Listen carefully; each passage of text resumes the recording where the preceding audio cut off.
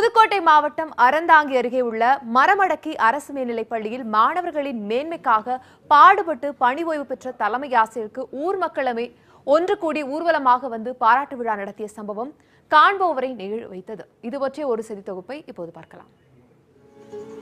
அரசு பள்ளி ஆசிரியர்கள் என்றால் ஏதோ கடமைக்காக பணியாற்றுபவர்கள் என்ற கருத்தை பொய்யாக்கி இருக்கிறார் புதுக்கோட்டை மாவட்டம் ஆலங்குடி அடுத்த மரமடக்கியில் உள்ள அரசு மேல்நிலைப்பள்ளி தலைமை ஆசிரியர் ரமேஷ்.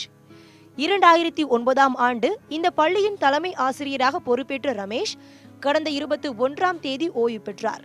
ஒரு ஆசிரியர் எப்படி முன் உதாரணமாக இருக்க வேண்டுமோ அதனை கடைபிடித்து பணியாற்றியவர் ரமேஷ் என்று ஊர் மக்கள் அவருக்கு புகழாரம் சூட்டுகின்றனர்.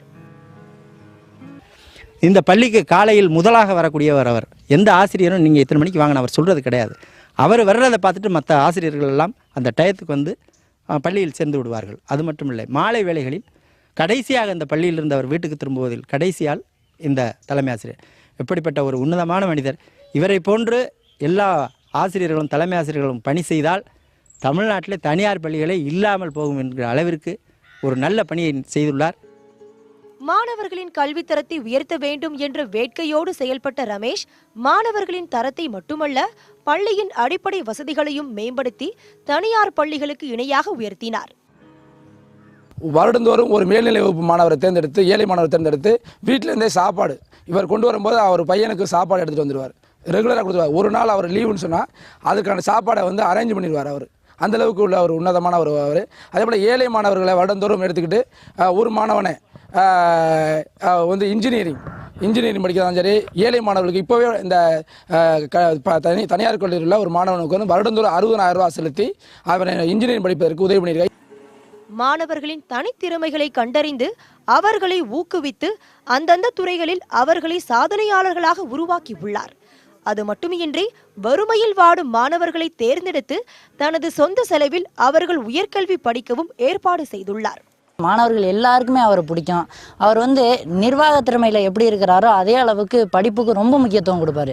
படிப்பு, விளையாட்டு, சமூக நலம், இந்த மாணவர்களுக்கு மூணுலையும் சமமான முக்கியத்துவம் கொடுத்து மாணவர்கள் இந்த மூணுலையுமே சிறந்து விளங்கணும் அப்படின்னு நினைக்கிற ஒரு சார் தான் எங்கள் சார். படிப்பிற்கு எவ்வளவு முக்கியத்துவம் கொடுக்கிறாரோ அதே போல் விளையாட்டிற்கும் அதிக முக்கியத்துவம் கொடுக்கிறார். எங்களுக்கு விளையாட்டில் அதிக ஆர்வம் உள்ளதை அவர் கண்டுபிடித்து எங்களை விளையாட்டிற்கு அதிக பயிற்சிகளை அவர் எங்களுக்கு கொடுத்து நாங்கள் வெளி மாவட்டத்தின் வெளி வட்டாரங்களுக்கெல்லாம் செல்லும் போதெல்லாம் அங்கு எதிரணிகள் எங்களை பார்த்து கேட்பார்கள், நீங்கள் எந்த ஊர் என்று. நாங்கள் மரமடக்கி என்ற போதுதான் அவருடைய முகத்தில் உள்ள பயத்தை நாங்கள் கண்டுபிடிப்போம்.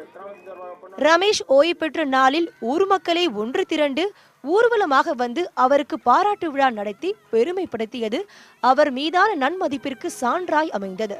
புதுக்கோட்டை மாவட்டத்திலேயே சிறந்த அரசு பள்ளியாக மரமடக்கி உயர்நிலைப் பள்ளி உயர்ந்திருப்பதற்கு இங்குள்ள பெற்றோர்களின் ஒத்துழைப்பே காரணம் என்கிறார் ரமேஷ். விழாவில் தனக்கு வழங்கப்பட்ட தங்க நகைகள் மற்றும் பரிசு பொருட்களை பள்ளிக்கே வழங்கியுள்ளார்.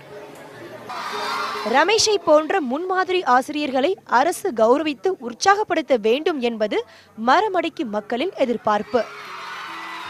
இதே போன்று அனைத்து அரசு பள்ளி ஆசிரியர்களும் தன் கடமையை செய்தாலே போதும். தனியார் பள்ளியையும் தாண்டி கல்வி வளர்ச்சியில் அரசு பள்ளி மாணவர்களும் பல்வேறு சாதனைகள் புரிவார்கள் என்பது அனைத்து தரப்பினரும் எதிர்பார்ப்பாக உள்ளது.